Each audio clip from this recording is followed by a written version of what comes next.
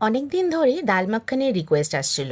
আমি ইপসিতা দ্য হানি কিচেনে খুব লিমিটেড উপকরণ দিয়ে একদম ধাবা স্টাইলের ডাল মাখানি বাড়িতে কি করে বানাবেন আজকে সেটাই দেখাবো। সাথে থাকবে কিছু টিপস আর ট্রিক্স। 1 কাপ মতন খোসাশুদ্ধ মুগের ডাল নিয়ে নেবেন। ডাল মাখানিতে কিন্তু খোসাশুদ্ধ মুগের ডালই ইউজ হয়।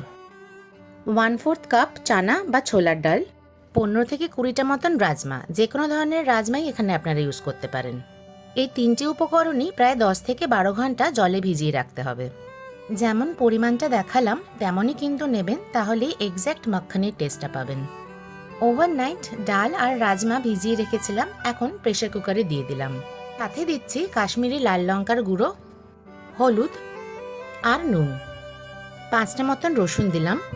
এখন প্রায় 6টা মতন সিটি দিতে হবে, জলের পরিমাণটা কিন্তু একটু বাড়িয়ে রাখবেন। সিটি দিয়ে পুরো ঠান্ডা হওয়া পর্যন্ত অপেক্ষা করবেন। এখন ঢাকনাটা খুলে শুধুমাত্র রাজমাটাই চেক করবেন যাতে রাজমাটা ভালো করে সেদ্ধ হয়ে যায়। এখন স্ম্যাশার দিয়ে স্ম্যাশ করে নেবেন। রাজমাগুলোকে ভালো করে স্ম্যাশ করে নিতে হবে। দেখুন ঠিক এরকম ধরনের হবে, একদম যাতে ঘেটে না যায়। এখন পাত্রে তেল আর বেশ খানিকটা মাখন দিয়ে দিলাম। বাটারটা কিন্তু স্কিপ করবেন না, যেহেতু ডাল মাখানি তাই বাটারটা কিন্তু খুব ইম্পর্টেন্ট। দিলাম আদা আর রসুন পেস্ট। আদা আর রসুনের পরিমাণটা কিন্তু 1 টিস্পুন করেই দিলাম। এই যা দেখুন, কথা বলতে বলতে আগে যেটা দেওয়ার কথা ছিল সেটাই ভুলে গেছি। শুকনো লঙ্কা আর তেজপাতা দিয়ে দিতে হবে, একটু ভেজে নিতে হবে। তারপরেই দিলাম শুকনো লঙ্কা আর হলুদের গুঁড়ো। কয়েক সেকেন্ড নাড়াচাড়া করে দিয়ে দিলাম টমেটো পেস্ট। আমি এখানে একটা বড় সাইজের টমেটো পেস্ট করেছি। আমি এখানে সেদ্ধ করা টমেটো পেস্ট দিইনি, এখানে আমি কাঁচা টমেটোই পেস্ট করে দিয়েছি। সাথে দিলাম নুন। এখানে খেয়াল রাখতে হবে ডাল সেদ্ধ করার সময় কিন্তু আমি নুন ইউজ করেছিলাম, তাই এখন একটু কম নুন দেব, পরে যাতে অ্যাডজাস্ট করা যায়। টমেটোর কাঁচা গন্ধটা বের হয়ে যাওয়া পর্যন্ত খুব ভালো করে ভাজতে হবে।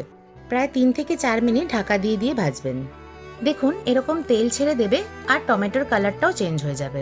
এখন দিয়ে দিলাম সেদ্ধ করা ডাল। এখন দিচ্ছি জল। ডালটা যতটা আছে তার প্রায় ডাবল জল দিতে হবে। দিলাম গরম মশলা গুঁড়ো। এরপরও খুব ইম্পর্টেন্ট দুটো উপকরণ পড়বে। এখন ডালটা হাই ফ্লেমে ঢাকা দিয়ে দিয়ে খুব ভালো করে ফোটাবেন। এখন প্রায় 15 মিনিটস ফোটাতে হবে। মশলার সাথে ডালটা যত ফুটবে তত এর টেস্ট বাড়বে। দেখুন জলটা অনেকটাই কমে এসেছে। এখন একটা লঙ্কা ফাটিয়ে দিয়ে দেবেন। এটা কিন্তু অপশনাল, যেহেতু বাঙালির রান্না তাই আমি একটা লঙ্কা ফাটিয়ে দিলাম। এটা আপনারা স্কিপও করতে পারেন। আরও 5 মিনিট মতন ফোটাতে হবে।